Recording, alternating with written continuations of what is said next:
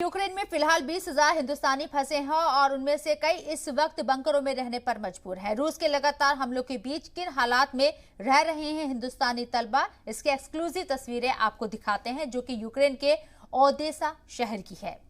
मैं अमित पंचाल, मैं अभी आपको ये हमारे हॉस्टल का बंकर दिखा रहा हूँ। ये मेरे साथ सुरेंद्र लाखन भाई ये वीडियो बना रहे हैं। मैं आपको कि हम कहाँ सो रहे हैं। ये एक्चुअली यहाँ पे रात को हम सब स्टूडेंट्स बैठ जा रहे हैं और वेट करते हैं रात का। और अब बंकर की स्लीपिंग टाइम में ये एक बंकर का एंट्रेंस की स्टार्टिंग है। मैं बोल रहा हूँ और ये स्टार्टिंग में कम से कम 10 फीट गहरा है।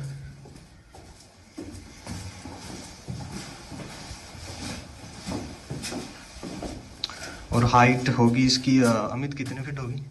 सर ये होगी 5-6 फीट, 7 फीट, 5 फीट की होगी, 5 से 6 फीट है। पाइप्स भी क्योंकि यहाँ पे है। ये सब ये हॉट वाटर के पाइपलाइंस है यहाँ से। और ऑक्सीजन सप्लाई का भी शायद हो सकता है क्योंकि वहाँ पे मीटर लगे हुए हैं।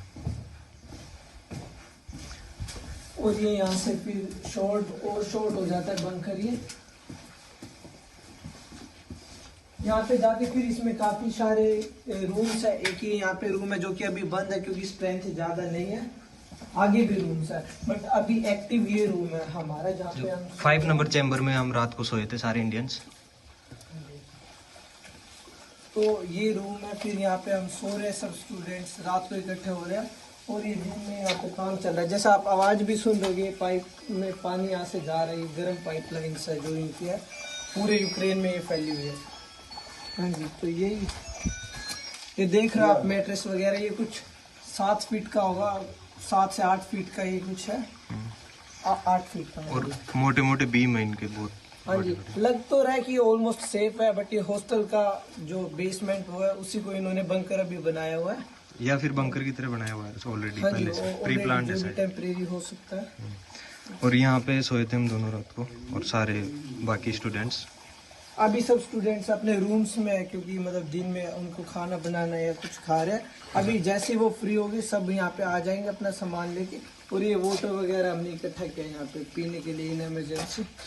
और पिछले 48 आवर्स से हम इसी में रह रहे हैं और कई बच्चों को सफोकेशन वगैरह की प्रॉब्लम हुई है, लेकिन ऐसी सिचुएशन में इसके अलावा हमारे पास कोई और ऑप्शन नहीं है। और थोड़ा ये भी डर है क्योंकि रात को इधर मतलब जैसे मैंने बताया था कल भी बॉम्ब शेलिंग हुई थी, तो कोई बॉम्ब शेलिंग हो तो ये कोई पाइप्स वगैरह की प्रॉब्लम ना हो। हाँ, ये भी मेन प्रॉब्लम है हमारे यहाँ से। बाकी एम्बेसी से कॉन्टेक्ट हमारा पूरा और एम्बेसी हेल्प करने का ट्राई कर रहा है पूरा। और वो रिपेयर वर्क चल रहा है शायद वहाँ पे। और दूसरे वो भी दिखा देते हैं जहाँ पे ये मीटर वगैरह लगे हुए हैं शायद पानी और ऑक्सीजन का कंट्रोल करने के लिए आगे इस साइड में।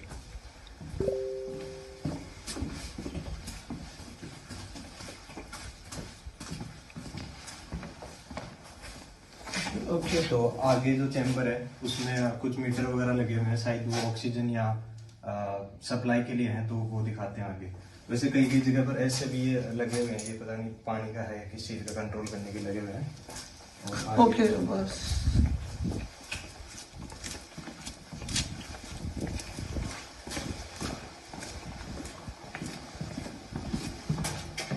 और फायर का भी सिस्टम लगा हुआ है यहाँ पे, अगर आग वगैरह लग जाए इसको कंट्रोल करने का।